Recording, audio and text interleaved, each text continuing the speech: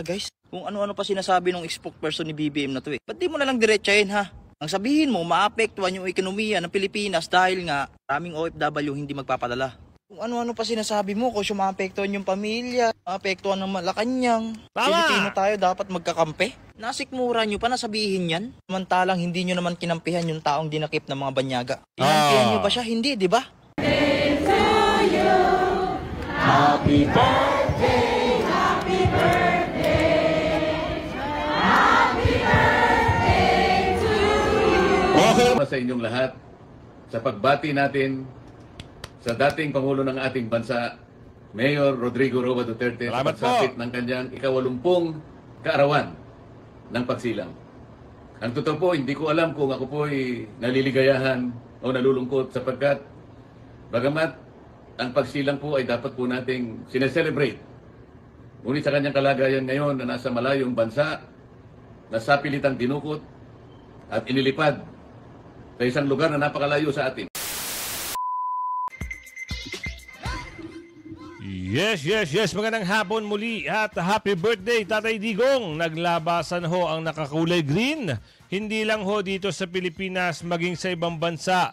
Naglalabasan ho ang nakasuot na green. Samantala, ito si Mayor Baste, sabi niya kung hindi dahil sa inyo, wala na akong lakas.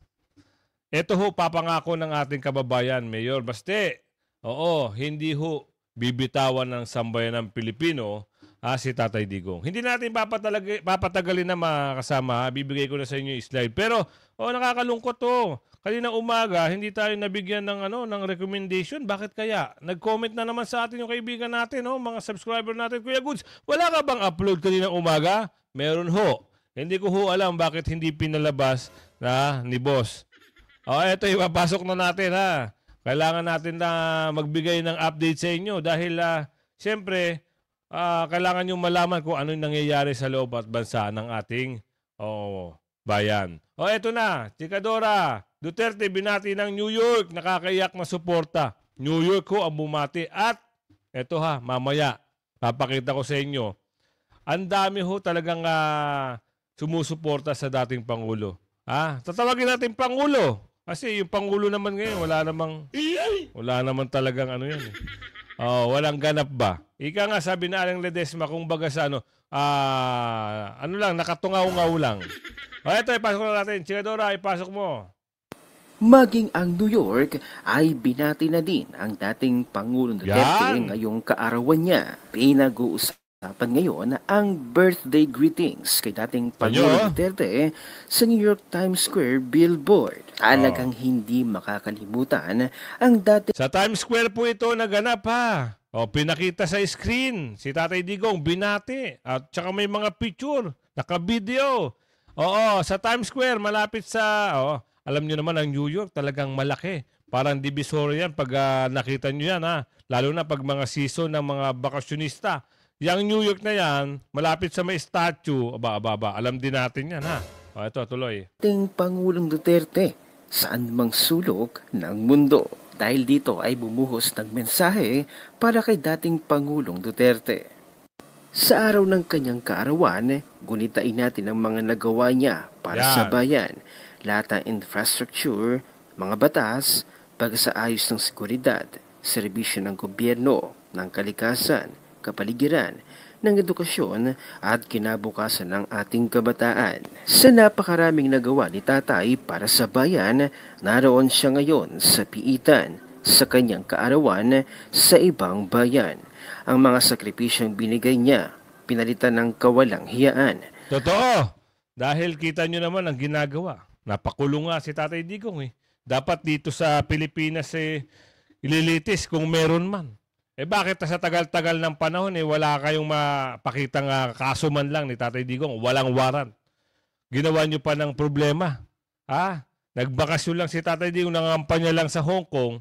Ito namang mga magagaling at magmamagaling. Natakot sa mga Duterte, ginawa ng paraan. Pakikisabwatan ang nakita ni Aling Dolores dito. Nakipagsabuatan sila sa mga puti, sa mga banyaga. Kaya nga ang dapat doon sa mga dapat doon kasuhan ng pagtatraidor. Sipin nyo, hayaan nyo. pagkabalik ng 10 senador na naluklok na PDP line, abangan nyo yung wait there's more. Abangan nyo ang balik sa inyo. Baka mag-fly, in a butterfly. Gigil nyo ang taong bayan mamaya. Makikita nyo sa video. Naglabasan ng puro green. Sa pagmamahal sa Pangulong Duterte. Hindi nyo mabilang kung ilan. Milyon na po ang naglalabasan. Ang tanging hangad niya lang ay mamuhay tayo ng ligtas at komportable.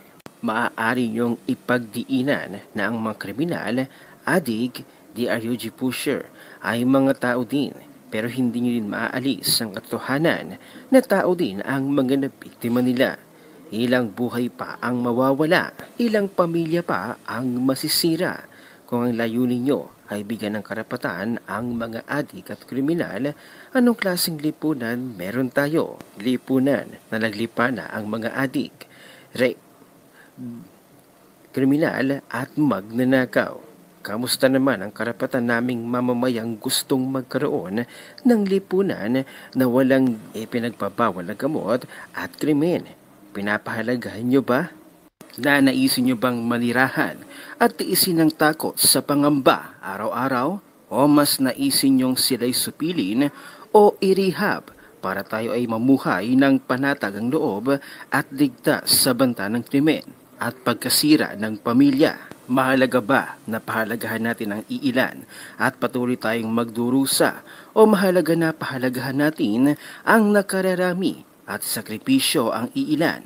Ika nga, ginusto nilang maging adik pero hindi ginusto ng mga inosenteng tao ang mabiktima ng adik. Ibalik natin sa Pilipinas ang isang Pilipinong presidente na nagsalba ng buhay ng milyong-milyong Pilipino sa kahirapan, sa ipinagbabawal na gamot at sa pandemya.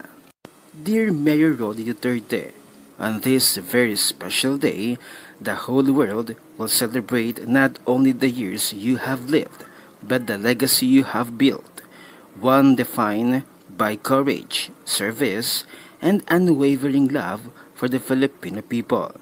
Your fearless leadership, marked by your relentless fight against crime and corruption, brought hope to many and renewed a sense of security across the nation. Marami ho ang nagpapabigay ng pagbati. Mamaya sa video na ipapakita ko sa inyo, pati si Senador Marcoleta ay magbibigay na rin ng mensahe at pagbati. Ito. Pakita ko sa inyo intindihin natin mabuti. Salamat Senador Marcoleta at nandiyan ka. Alam namin na ikaw ang mangunguna sa pagkasenador. At siyempre, suportado mo si Tatay Digong. Alam namin na yung kapatiran nyo ay susuporta sa inyo at sa mga PDP line. Ganon din ang paniniwala namin na magtatagumpay ang PDP line. Salamat Senador Marcoleta. Ako po ay nakikisama sa inyong lahat sa pagbati natin sa dating Pangulo ng ating bansa, Mayor Rodrigo Roa Duterte, Salamat sa pagsapit ng kanyang ika-80 kaarawan ng pagsilang. Ang totoo po, hindi ko alam kung ako po ay naliligayahan o nalulungkot sapagkat bagamat ang pagsilang po ay dapat po nating sineselebrate. Ngunit sa kanyang kalagayan ngayon na nasa malayong bansa, nasa pilitang dinukot at inilipad sa isang lugar na napakalayo sa atin. Hindi ko po alam kung paano natin iseselebrate ng maligaya ang kanyang kaarawan. Masasabi ko lamang po sa ating Pangulo, sana'y lalo siyang maging matatag. Alam ko po siya'y matatag. Wala pong problema doon. I do not doubt his tenacity and endurance as a leader. Medyo nag-aalala lamang po ako sa kanyang kalusugan sapagkat alam nating may edad na siya at naggagamot po siya. Hindi naman po masyadong mabuti ang kanyang kalusugan. Yun lamang po ang aking inaalala. Ngunit sa kanya, bilang isang leader, alam kong matatag siya. Alam niya ang kalagayan ng ating bansa. He is prepared to suffer. Sa kanya po ay, palagay ko kahit buhay niya, itataya niya, alang-alang sa kanyang bansa. Sana'y marinig mo ang aking sasabihin, Mayor, Mr. President. You are the image of sacrifice and courage. You are the epitome of a leader who gave it all, but asked for nothing. You are the unifying force to restore the rectitude, and the majesty of our laws.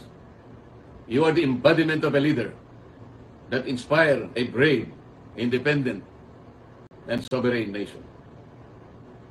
Sa ating pong mga kababayan, huwag po kayong mawawalan ng loob.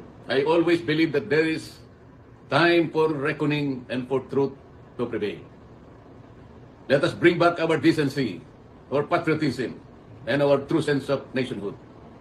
Let us bring back our qualities that define us and prove as to who we are as a people. Let us be resilient. Let us be steadfast. Let us be patient towards our march to normalcy, transparency, and integrity. Let us bring back our president no matter what happens. Mabuhay po kayong lahat. Mahalin natin ang Pilipinas. Narinig nyo? Ha? Kailangan mabalik ang dating Pangulo, ha? Kahit anong mangyari. Grabe, no? Yan ang senador natin. Salamat po, Senador Marcoleta, sa pagbati sa karawan ng ating Pangulong Duterte. At salamat sa buong puso nyong suporta. At si Baste, ito, magsasalita din. Kailangan natin na pakinggan yung kanilang mensahe ngayong araw ni karawan ni Tatay Digong. Magandang araw sa inyong lahat dyan. Sa mga nanonood nito, alam ko na nandyan kayo dahil sumusuporta kayo sa tatay ko. Birthday niya ngayon, masaya ako, nakasama ko kayo na mag-celebrate ng birthday niya. Yun lang, nasa Hague siya ngayon sa Netherlands, nasa ICC. Kasi inaresto sa hindi tama na paraan, illegal na paraan, yung tatay ko. At isinuko ni Bongbong Marcos sa mga doon sa Netherlands, sa ICC. So, kahit ganun ang nangyari, masaya pa rin ako kasi nakikita ko yung suporta nyo. So, malaking bagay yan sa amin. Gusto ko malaman nyo na malaking bagay talaga yan. At huwag na tayong tumigil hanggat sa hindi makabalik si PRRD. Kailangan malaman talaga ng administrasyong ito na hindi tayo pumapayag sa ginawa nila. Yun lang.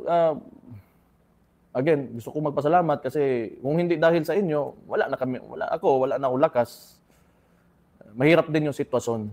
Alam ko, marami tayong nasasaktan ngayon dahil sa nangyari, pero mahalaga talaga na lumaban tayo. Hindi pwede na tayo ay magpapatalo lamang.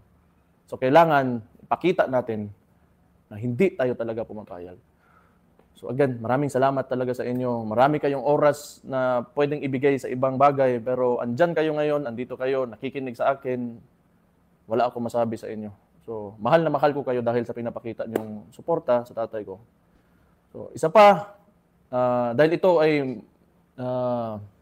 resulta ng tingin ko na sobrahan ng politika ito si Marcos, dahil tingin ko takot talaga sila na tumakbo yung kapatid ko sa 2028, kaya maraming mga movements o mga kilos sa politika laban sa pamilya namin na ginagawa ng administrasyon. So, gusto ko lang, dahil I want to take this opportunity na wag natin kalimutan yung mga issue, yung sa GAA, pati yung sa PhilHealth, yung mga pera na hindi nila masagot, at yung kung paano ginagamit ang ayuda ngayon para sa eleksyon. Yun ang mahalaga rin na hindi natin patuloy na i-question natin at bigyan ng pansin. So, yun lang. Sa lahat ng kasama namin ngayon na nagse-celebrate ng birthday ng tatay ko. Again, mahal na mahal ko kayo dahil alam ko mahal na mahal niyo yung tatay ko. Malaking bagay yan sa amin. So, thank you very much and God bless you all and mabuhay kayong lahat, mga Pilipino. Yan. Oo, wag nating kalimutan kung saan yung issue ng mga bakulaw at dorobo, dapat yun ang pinag-uusapan, ginawa nila ng diversionary tactic. Kung saan nga, ito. Ginawa nila ng paraan si Tatay Digong. Ngayon, ito na pinag-uusapan. Meron pa. Asan ang pondo ng PhilHealth? Bakit hindi nyo binalik? Asan na punta yung pinagbilhan ng Reserve Gold? Asan ng... bakit hindi nyo masagot yung GAA? Yun lahat, nawala Nawala sa issue. Kaya nga sabi ni Mayor Baste, wag nating kalimutan yun. Meron ba sila sagot sa 10 araw na binigay ng Supreme Court? Asa na? Wala rin. 'Di ba? Asa na? Yun ang hinihintay natin eh. Yun ang inaasahan natin na sagutin nila. Pero sa pamamagitan ng mga aksyon nila, eto na, natabunan na. Pero wag natin kalimutan. Sabi nga ni Mayor, yun ang pag-ukulan natin ng pansin. Eto, ipasok natin. Mas maganda to eh. Ano yung usapin ha? Ngayong birthday ni Tatay Digong, sana may mga update tayo malaman kung ano yung next na pag-uusapan dito sa The Hague. Ito na, si Senador Robin. Political ally po ako. Ito pong ating Pangulo ay chairman ng isang political party. So siguro po, nararapat lamang po na makausap ko yung aking chairman. Opo. So wala pang balita kung anong sagot doon. Malungkot So po, far. lagi po ako dito. Nung Biyernes pa. Oo. Wala pa po hanggang ngayon. Ngayon po sigurado wala pa kasi yung mukha ni ES mukhang malungkot. What's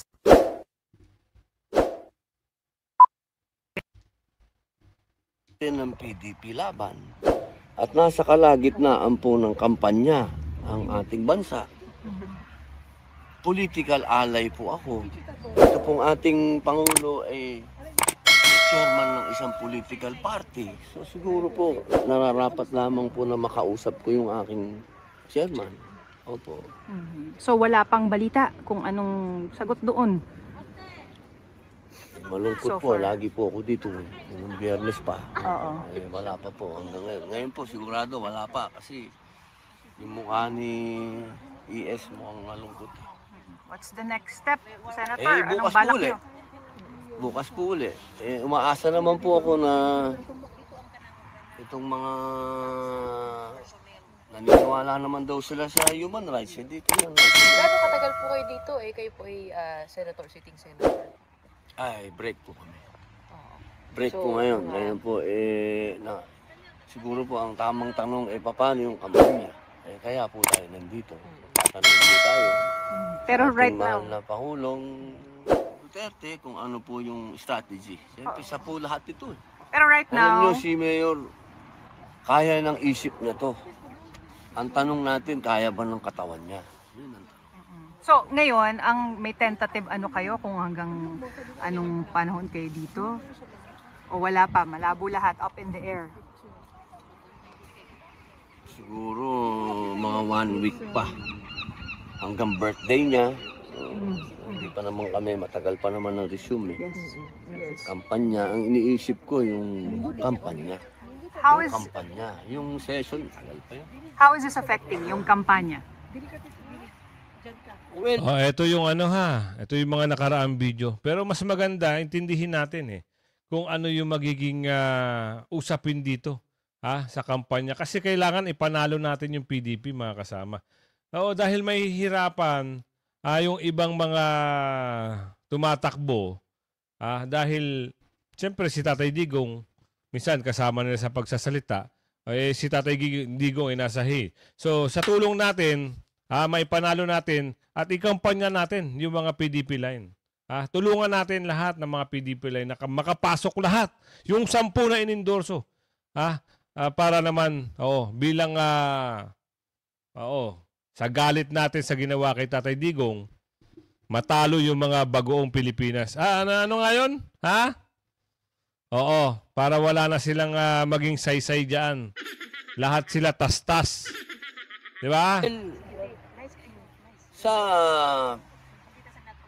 usapin ng presence ni Mayor, sapol na sapol kami. Di ba? Yun nga, itatanong ko kay Mayor, paano ngayon yun? Kasi siya ang #1 crowd drawer namin. Pag sinabi mo andyan si Presidente, talagang ang tao dumadating kahit hindi bayad. Di ba? Totoo. Paano ngayon yan? Wala naman kaming pera. Ang PDP, wala naman kaming pera.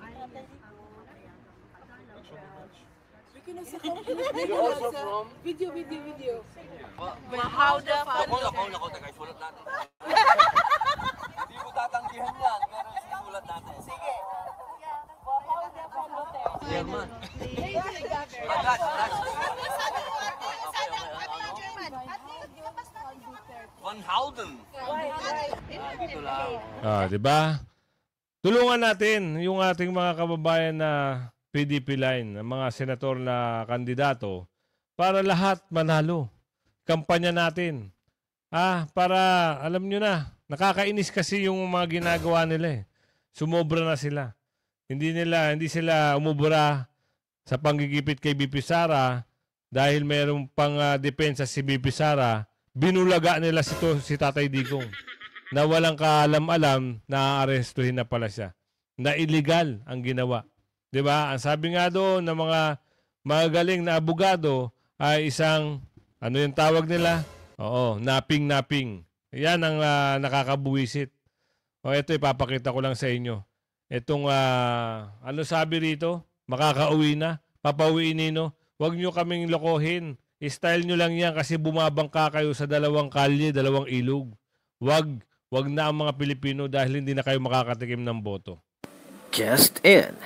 Ang mga paunang natuklasan ng Senate panel sa ugnayang panlabas sa pag-aresto kay dating Pangulong Duterte ay nagpapakita ng matingkad na mga lapses ng gobyerno ng Pilipinas. Sa isang press conference, iniharap ng presidential sister ang mga natuklasan ng kanyang komite at giniit na walang obligasyon ang gobyerno na arestuhin ang dating Pangulong Duterte at isuko ito sa internasyonal na hukuman. Sinabi rin niya na ang administrasyong pinamumunuan ng kanyang nakababatang kapatid na si Pangulong Bongbong Marcos ay tiyak na nagpasya na tulungan ng International Criminal Court sa pag-aresto sa dating Pangulong Duterte. Ang kanyang mga natuklasan at ng mga komite sa pag-iimbestiga sa pag-aresto kay dating Pangulong Duterte ay unang-una, walang legal na obligasyon ang Pilipinas na arestuhin si dating Pangulong Duterte at iharap sa ICC. Ikalawa, nagpasya ang mga pamahalaan ng Pilipinas na tulungan ng ICC para arestuhin ang dating Pangulo.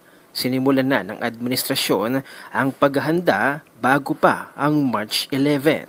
Ikatlo, nagkaroon ng matingkad o matibay na paglabag sa mga karapatan ng dating Pangulo. Dagdag pa niya, walang warrant na inilabas ng Korte ng Pilipinas at ang pag-aresto ay hindi kasama sa mga pagbubukod ng warrantless arrest. Yun naman pala alam mo naman pala bakit hindi mo lang sabihin sa magaling mong brother nagawa ng paraan para makauwi? Walang action 'di ba? Lahat ng mga ginagawa nyo sa tingin ng tao, lahat yan, kaplastikan. Yan ang sabi ni Maricar dito. Kasi kung gusto mo at nasa puso mo, gusto mong tumulong, pwede niyong pauwiin kapatid mo, yung brother mo, ang nakaupo ngayon. Pwede niyang gawa ng paraan, kaso hindi nga Oo, ang sabi ni Ledesma Maricar, nakaplano lahat yan. Oo, ginawa niyo kay Tatay Digong, nakaplano lahat yan. Kita nyo na. Alam ng mga tao, alam nila kung ano yung kulay nyo. Dati pa raw yan, sabi niya, kulay pula. Kulay pula talaga. Oo. Wala nang pinagbago. Oo. Sabi nung ni Jeremy Morales, shout out Jeremy Oo, sabi niya, parang bumalik daw yung history. Kita nyo na. Grabe, no? Ibang klase talaga. Basta sila gusto nila, gagawin nila. Hindi naman pwede yun. May kumikilos na. Taong bayan nagsasalita na, nagbibigay na ng boses. Oo, hindi nyo pa ba napapanood? Kaya nga siguro nagpatawag ka ng kunyari hearing, baka mag-play safe ka daw. Sabi ni Aling Jessipina. Preliminary findings from the hearing conducted on March 20, 2025. The Philippines has no legal obligation to arrest former President Rodrigo Roa Duterte and turn him over to the International Criminal Court. No red notice. What was received was only a diffusion notice that was not verified or approved by the International Police Organization or Interpol Secretariat. It is also clear from the diffusion that the same came from the email address of the International Criminal Court. No verification by the Interpol whether the request complied with Article 3 of the Interpol Constitution, which forbids the organization from undertaking any intervention or activities of a political, military, religious, or racial character. Furthermore, even under the terms of the diffusion notice, there was no obligation on the part of the Philippines to turn over former President Rodrigo Roa Duterte to ICC, absent any request for extradition or request for surrender. The diffusion notice very clearly indicates that locate and arrest with a view to extradition. Assurances are given that extradition will be sought upon arrest of the person in conformity with national laws and are applicable bilateral and multilateral treaties. Provincial arrest. This request is to be treated as a formal request for provisional arrest in conformity with national laws and are the applicable bilateral and multilateral treaties. The diffusion appears to be under Article 92 of the Rome Statute, which requires provisional arrest, and not under Article 91, which is a request for arrest and surrender. Under Article 92, a provincial arrest is followed by a request for surrender. There is no indication that the ICC even requested for the surrender of former PRRD after his provisional arrest. Ayan mga kasama, kasalukuyan po yung tawag nito, yung motorcade. Ang dami pong nakasunod. Nanonood ako ngayon ng live ng ating mga kasama. Oo, mamaya-maya. Titignan natin. Ibang klase ho, ang dami mula buhol-buhol na ho yung traffic, pero talagang natutuwa pa rin yung mga kababayan natin. Yung mga truck nagbubusina, Duterte, Duterte, Duterte, yung mga jeep, ganun din. Hindi sila nagagalit basta kay Tatay Digong. Oo, suportado na si Tatay Digong eh. Nanonood ako, ito pinapanood ko siya ngayon sa live ng ating mga kaibigan. Tuloy natin. There is no indication, likewise, that the ICC requested extradition after the arrest of former PRRD. Finally, the argument of Secretary of Justice Jesus Crispin Remulla that while the Philippines is not under the ICC jurisdiction, the individuals themselves are still under the ICC jurisdiction because international humanitarian law forms part of customary law is deeply flawed. First, IHL customary law does not apply. Former PRRD is accused of committing crimes against humanity, not war crimes. International humanitarian law refers to war crimes. Second, procedural and administrative matters, such as court processes, do not become part of customary international law. Finally, it is a state's consent to the jurisdiction of the ICC, which gives the ICC the power to prosecute individuals belonging to the state or crimes committed within such state. IHL is international customary law, but the jurisdiction of ICC is not. Eto lahat mga kasama, sasabihin ko lang sa inyo, lahat na nangyari dyan kay Tatay Digong, lahat yan, politika lang. Wala naman silang patunay. Di ba nag-akusa sila na ilang libo? 30,000 daw yung mga biktima? Anak ng tipaklong ay lumalabas puro kwentong barbero lang pala. Ang lumalabas 48, something lang. Pero hindi pa napapatunayan. Kwento niyo lang sa pagong yan. Lahat yan ay gawa-gawa nyo lang. Maraming nakinabang dyan. Lalo na si di ba? Kilala nyo si kilala nyo. Kilala nyo. Type nyo sa comment section. Yun ang mga nakikinabang dyan. Siya nga pala maano lang baka April 5, 6, 7, nasa HK tayo Dahil si Boy Sardinas, sinama tayo. Meron lang akong katanungan mga kasama. Sa Central Hong Kong Central ba? Doon ba yung ating kababayan na laging nagtatambay tuwing linggo? Yung mga day off nila? Kung halimbawa doon kayo, baka may alam kayo na Airbnb na pwede naming mapuntahan at marentahan. 3 araw lang naman. Pa-comment na lang po sa comment section. Salamat po. At ito na, ibibigay ko sa inyo. Isang kababayan natin, ito, matapang to Meron tong boses Pasok natin Diretsahin Ang sabihin mo, maapektuhan yung ekonomiya ng Pilipinas dahil nga Mali. Ito. Ulitin natin ha. Ulitin natin para sure. Yan. Ang bihira, guys. Kung ano-ano pa sinasabi ng spokesperson ni BBM na to eh. Ba't di mo na lang diretsahin ha? Ang sabihin mo, maapektuhan yung ekonomiya ng Pilipinas dahil nga maraming OFW hindi magpapadala.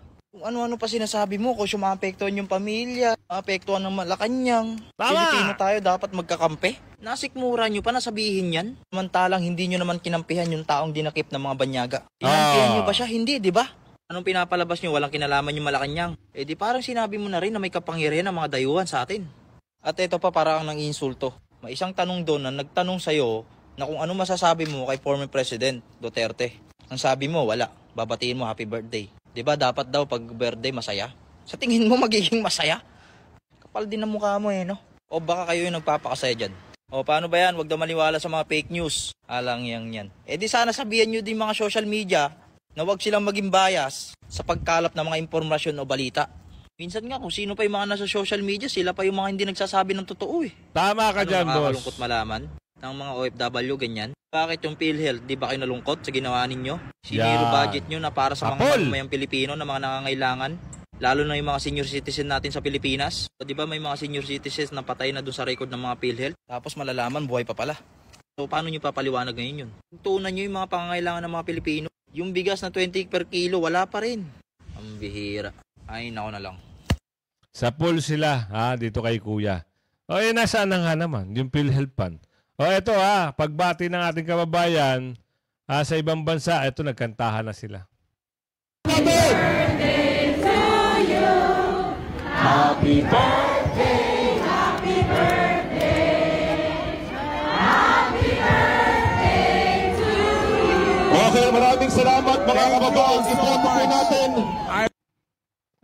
Mula yan sa Canada mga kasama ha.